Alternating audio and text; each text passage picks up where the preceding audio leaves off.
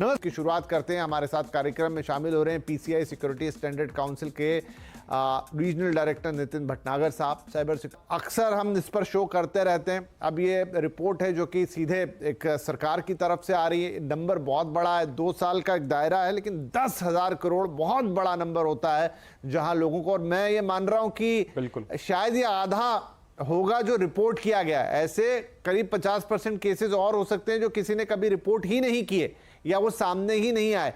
और year wise भी अगर हम देखें तो 2021 से 2022 तक में 112% का जंप था जो टोटल फ्रॉड्स होते हैं उसमें। तो ये सर लगातार बढ़ रहा है, तमाम अवेयरनेस, तमाम सिक्योरिटी के बावजूद भी लगातार बढ़ता जा रहा है। तो क्या फ्रॉडस्टर अभी भी एजेंसी से, सिक्योरिटी पैटर्न से, आप जैसे लोगों से आगे चल रहे हैं? देखिए विपिन जी, ये हम कितने दिन से बात कर रहे हैं। आई थिंक कुछ साल हो चुके हैं। हम लोग cyber crime, cyber safety, cyber security के बारे में इतनी बात की है, इतनी अवेयरनेस क्रिएट करी है। तब देखिए जाके हम इस लेवल पे पहुंचे कि हमें कुछ डेटा, रॉ डेटा सामने आ रहा है। अब लोग एटलीस्ट रिपोर्ट कर रहे हैं। हम इसको एक पॉजिटिव वे में अगर देखें, एटलीस्ट रिपोर्टिंग बढ़ी है पिछले कुछ सालों के कंपैरिजन में। आपने ये पॉइंट बिल्कुल सही कही, अभी भी लोग जागरूक नहीं हैं। उनको फ्रॉड होने के बाद, उनको या फ्रॉड होने के थोड़ी सी आशंका होने पे भी अगर आपने कुछ ट्रांजैक्शन कर दिए हैं तो आपको कहां रिपोर्ट करना है। और आई थिंक हमारा यही पर्पस यहां रहना चाहिए कि हम उनको और जागरूक करें। जिस तरीके से साइबर क्रिमिनल्स हमारे सिस्टम को यूज कर रहे हैं हमारे ही अगेंस्ट फ्रॉड करने के लिए, हमें उनको ये जवाब देना है कि हम भी जागरूक हो रहे हैं धीरे धीरे साइबर क्राइम और साइबर सिक्योरिटी को लेके। अब जैसे मैं आपको एक सिंपल सा एग्जांपल बताता हूं। मेरी कल ही एक मेरे काफी क्लोज मित्र से बात हो रही थी और उनके साथ भी कुछ इस तरीके से हुआ। एक इंडियन आर्मी और के पर्सनल बन के उन्होंने उनको कॉल किया, उनके घर के रेंट पे लेने की बात करी और वो इस तरीके से इमोशनली, साइकोलॉजिकली उनके झांसे में आ गए। उन्होंने तुरंत ही ₹1 वैलिडेट करने के लिए ट्रांजैक्शन कर दिया। जैसे ही उनको यह एहसास हुआ शायद वो कुछ गलत कर रहे हैं, और ये जागरूकता जो हम लोग फैला रहे हैं, जो जागरूकता हम लोग आपस में बांट रहे हैं, इंफॉर्मेशन को हम शेयर कर रहे हैं, उसके वजह से वो एक कदम और आगे बढ़ने से बच गए। सो यहां पे जागरूकता, एक अवेयरनेस क्रिएट करना एक बहुत ही इंपॉर्टेंट एस्पेक्ट है।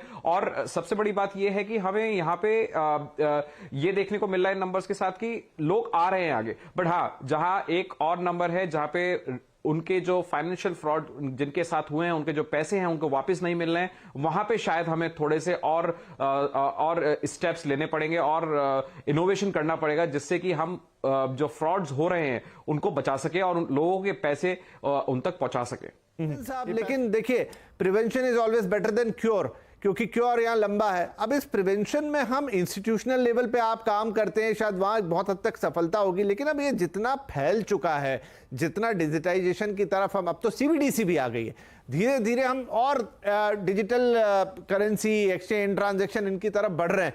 तो इंडिविजुअल लेवल पे हम क्या करें? क्या सिर्फ अवेयरनेस ही है? तो वो अवेयरनेस तो पता नहीं कब तक आएगी और कैसे आएगी।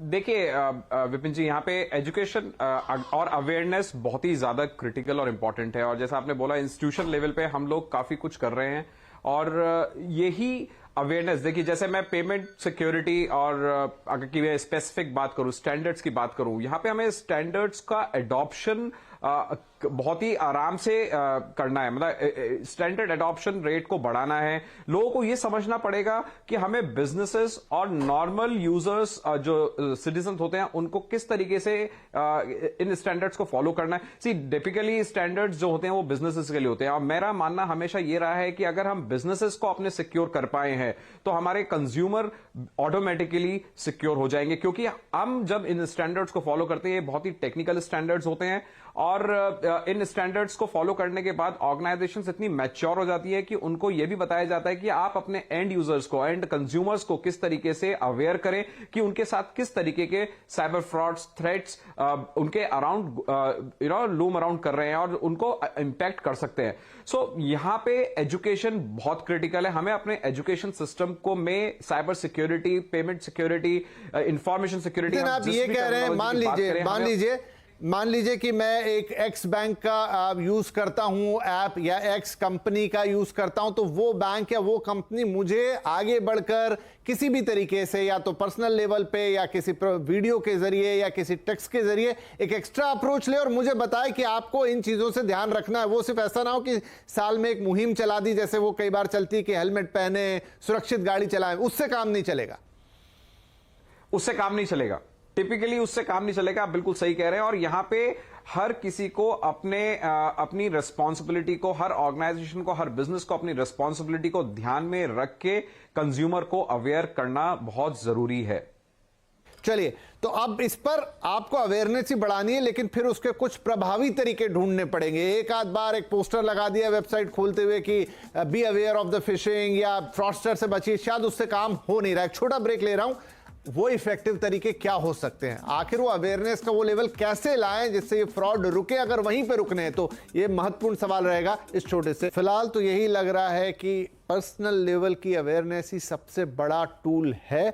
आप अवेयर रहिए, क्योंकि आज भी ये बात है कि साइबर क्राइम जो हो रहे हैं उसमें से 90 या 99% साइबर क्राइम आपको बहला फुसला के, वो किसी सिस्टम को ब्रीच करके नहीं हो रहे हैं, आप ही से आपकी चीजें जानकर उसको अंजाम दिया जा रहा है। तो अगर आप अपने लेवल पर थोड़ा सा भी अवेयर रहेंगे, थोड़ा सा शक करेंगे कि ये जो व्यक्ति मुझसे बात कर रहा है, जो मुझसे मांग रहा है, क्या सही है, डर, लालच, इन सारी चीजों को अलग रख के थोड़ा सा सोचेंगे, तो आप शायद उसे अपने लेवल पे ही रोक लेंगे। लेकिन हाँ, उस पर सशक्त कानून लाना, अपने सिस्टम को अपडेट करना, अपनी जो एजेंसीज हैं उनको उस लेवल पर ले जाना जहां चीजें तेजी से ट्रैक हो और लोगों को पकड़ा जा सके, जहां से सब कुछ हो रहा है वो भी साइमल्टेनियसली चलना चाहिए। बहुत शुक्रिया आप